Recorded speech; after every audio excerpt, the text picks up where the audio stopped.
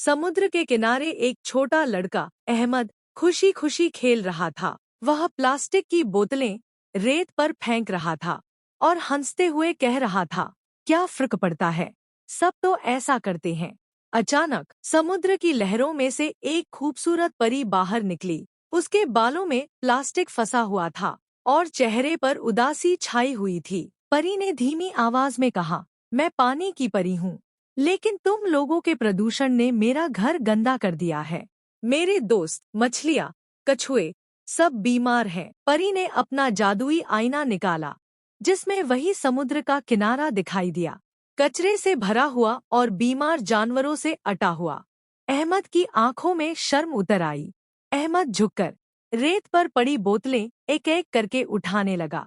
परी मुस्कुराई और बोली, जब इंसान प्रकृति का ख्याल रखता है तो प्रकृति भी उसे हमेशा खुश रखती है। और फिर नीली रोशनी पूरे समुद्र में फैल गई। पानी साफ हो गया, आसमान चमक उठा और परी धीरे धीरे पानी में गायब हो गई। प्रकृति हमें सिखाती है, अगर हम धरती की सफाई करें तो धरती हमें जिंदगी वापस देती है।